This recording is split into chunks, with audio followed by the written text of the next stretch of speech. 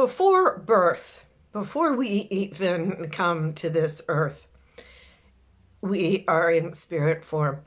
And it's during this time we are energetic spirit, and we choose our plan for our next incarnation into this world. As a soul, we have numerous, and way too many to mention for our purposes tonight, of different experiences that we must accomplish, that we must see through from start to finish. Many people call this your lesson. For those that have followed me for long enough, you know I don't like that word lesson. Because it's so much more. It's an experience. We have to experience it with all our senses and emotions and physically. And it's not just a, get it right or yeah, snooze, you lose. It's so much more in depth. And each incarnation holds an intention, if you will. And those intentions are always to help facilitate our soul's growth. And that's why we're here, for our soul to grow, to mature spiritually, if you will. Now, that's really, I was going to say dumbing it down, but really simplifying it. It's more involved with that. So what I want to tell you tonight is, if you question, why am I here? As opposed to, what am I supposed to be doing here? As opposed to, what is my purpose here? Are all three completely separate things. So your contract has all those three things in it. So tonight I want to talk to you about the contract, because if you understand the contract, you understand why you're here. Life can get a little simpler, right? A little easier. So these specific purposes that we have, our goal is to achieve, as I said, soul evolution. I honestly don't know what happens when we complete our times here on Earth. I don't know that anybody knows for sure. We come here many times over, and eventually we get everything, and who knows, right? For sure. I can only share with you what I know for sure. So the purpose of our journey is always, your reason for coming to Earth is self-love. I'm going to tell you that right now. You are born into this world fully, purely, unconditionally loving of self. Look at a child, look at a baby. They love themselves. It's not until we start to allow the exterior world to taint our view of ourselves, and then our souls tends to push down, which is another topic for another day. But no, your reason for coming here is self-love, to get to self-love. Now, the contracts that we go through have a lot to do with that, in the sense that the experience we are here to go through is somehow compromising our self-love. So I'm always going to use extremes for demonstration and explanation purposes. So let's look at someone who has an addiction, for example. And it doesn't have to be drugs or alcohol, smoking, shopping, bad relationships, whatever. I'm sure there's more out there. Those compensate in some way for your self-love. Yeah? Let's say you have a pattern of women that are in abusive relationships. That's compromising our self-love. So these are just two examples.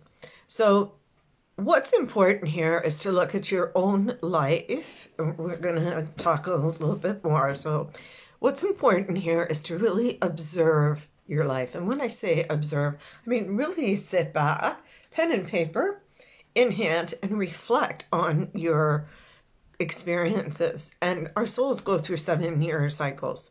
So 0 to 7, 7 to 14, and so on. So there's going to be patterns. There's going to be things that and I'm sure you've all identified them already to some degree in your life because you're adults.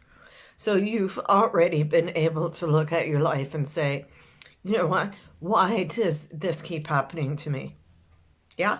Why can't I find the right love? Why can't I get ahead financially? Why can't I feel better about my weight? Why can't I, whatever, right? It's the what ifs, the whys.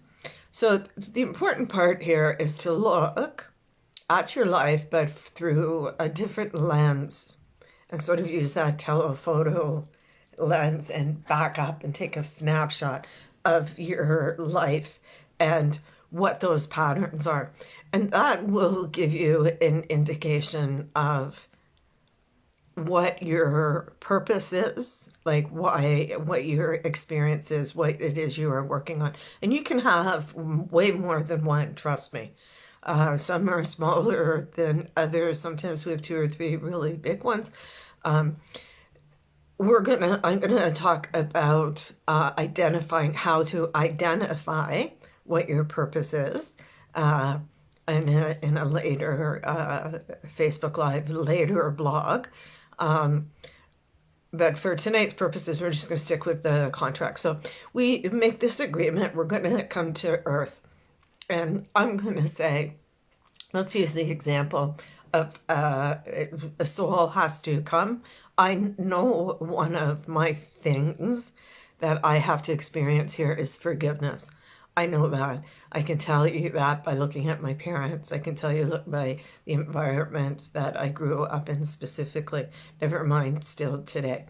So I decide as a soul that I'm going to come in this lifetime and I'm going to learn forgiveness. So my soulmates, who are our helpers, these are the people in your life today. These are, some of the best relationships you have and some of the worst relationships you have.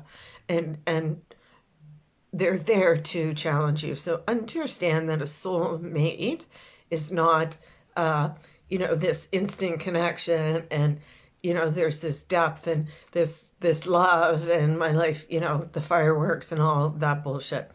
Soulmates, you will feel that deep connection. You will feel that there's something there. You will feel drawn and sometimes like magnets, right? That opposite feeling. So when I look at my parents, for example, there's a case there, a need for me to forgive.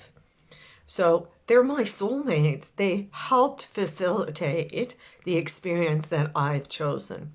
So another example is, let's say you have someone in your life who is very dark, very low vibration, constantly sucking you dry. Our goal is to perhaps help them see their self-love, and their goal is to help us see forgiveness. I hope this is making sense. It's always a two-way street, and I'm just talking your connection to one person in your life, because everybody around you is a soulmate, especially the closer they are in your family. So I mean, it only makes sense that you have a family, so you have a family of soulmates, and this group of soulmates, you all work together. Oh, Crystal, I'm so happy. I love when that shit happens, right? You tune in or you see just the right post or whatever. So that's awesome. So excited to hear that. Thank you. Yay. So soulmates play different roles in our life. Some of them, as I said, can be very, very difficult relationships, very, very challenging relationship. Your spirit team is in charge of sending you the signs, the encouragement, the nudge, whatever it is you need to get to where it is you have to go. So when we talk about our soul contract, our purpose, our destiny, whatever, why we're here, your intuition is, and understanding your intuition and understanding energy are the only two things you need. And I can't say that enough. I say it a gazillion times, and I'm going to keep saying it. Everything comes back to intuition and energy. So your spirit team, who communicates via your intuition, works with us on that level, is there to ensure you're on the right path. And as wonderful as it is to have help from these sources, it does not mean that your contract, that your path, your journey that you're on as a soul is going to be easy peasy. There's going to be parts in our lives where everything is running quite smoothly. And then you're going to feel like you're four-wheeling over the worst maintained road that you've ever found, or that you're actually creating your own road. That sometimes is something that your intuition pulled you to. And we sit here and we question, like, why did, my intuition is supposed to, take me on the right path. That is your right path. Perhaps you had to go through that shit drive to get to where you have to go, because that shitty drive you just took is part of your story. It's part of the soul. So thinking that everything is supposed to be easy going and smooth and everything's going to be a cakewalk is, if it was like that, you wouldn't be here. So trust your intuition always, always, always, even if it takes you on an unconventional road, so to speak. So there are times, all the joy comes through. Then there's all the hardship. And, we're meant as souls, part of our evolution, to go through the full spectrum of emotions from 0 to 100. You are supposed to go through all those. And to think and to fight that is futile, really. So the best thing you can do is accept your contract, accept that this is your life, and work your way, continue to work your way through it with the guidance of your spirit teams, with seeing what it is your soulmates are showing you.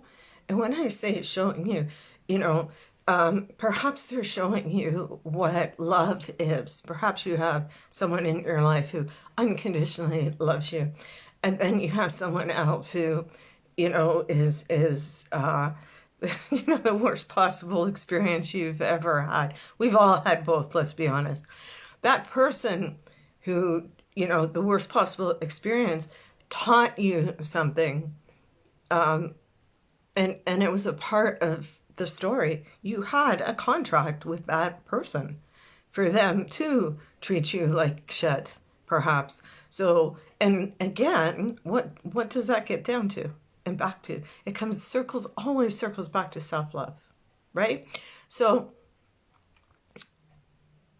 what happens is we have this contract, we have to stand back, we have to look at what is in our life, where are the patterns, what keeps happening, and learn to work our way through it without forcing it, without resisting, but learning the smart way to get through it, if that makes sense. I hope that makes sense.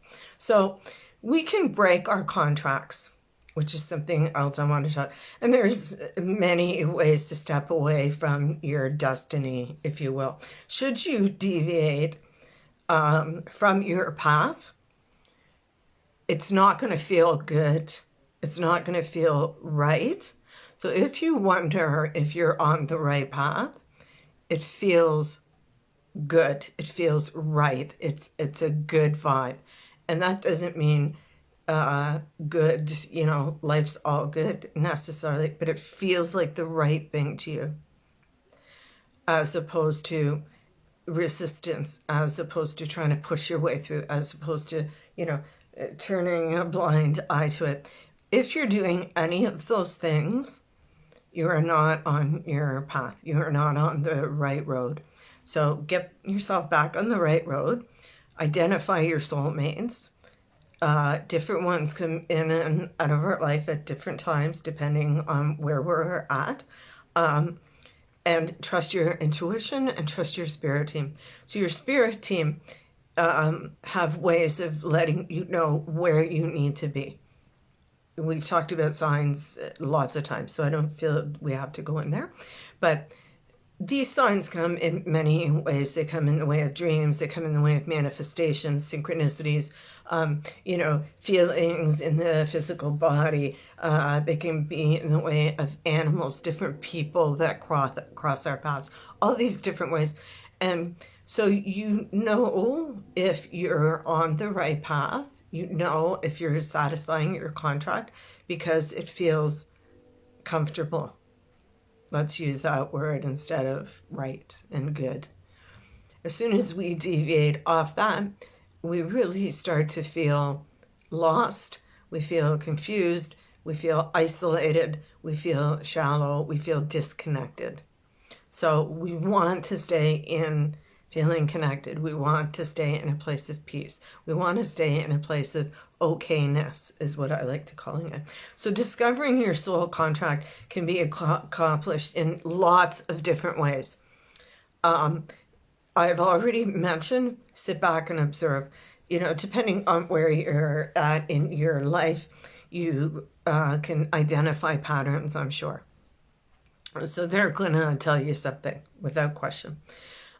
Different ways is also through astrological natal charts can help identify your path that you're here.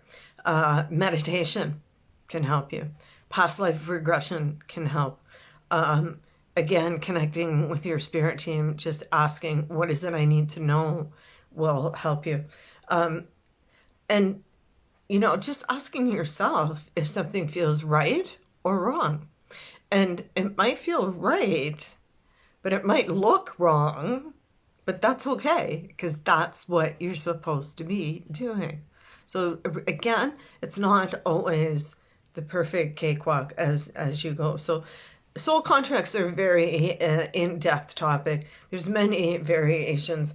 And I just wanted tonight to sort of help you understand the surface. And I've planned my next couple of blogs and my next couple of Facebook Lives are going to sort of bounce off each other. So it's almost next time we're going to talk about identifying what is your lesson, what is your experience, so to speak. And we'll talk about that in depth as we go through. And so this really is sort of like going to be a 3 or 4 part conversation because there's too much and it's overwhelming, and I don't want you leaving Facebook Live and going what the fuck is going on in my life. So I just want you at this point in time to accept the fact that you're here to do something that somehow affects your self-love, so you can start there. Why don't I love myself? Where did I learn to stop loving myself? Who took that away? What took that away? And that's going to give you an indication right there. Understanding that, understanding the end goal is to work your way through whatever it is you have to work through, coming back full circle to a place of self-love. Oh, that's it. That's all it is. Then look at your life. Stop asking, why does this keep happening to me? For a couple of reasons. One, because every time you say, why does this keep happening to me? The universe goes, seriously, you're not getting it? Okay, let's do it again. So everything is going to keep happening over and over and over again. It's like saying, I just can't find a good pizza. If you keep complaining, you're never going to find a good pizza. You will never find a good pizza. Okay? So look at it from that perspective, and then step back and ask, what is this showing me? So sometimes it's hard to step back, especially because that human side, the emotional side gets involved. But if you pretend to the friends or your kids or something, and what's happened to you over the years is happening to them, and look at it from that perspective and take that telephoto lens and, pull back and step back and look at what is it that, is being shown to you time and time and time and time again.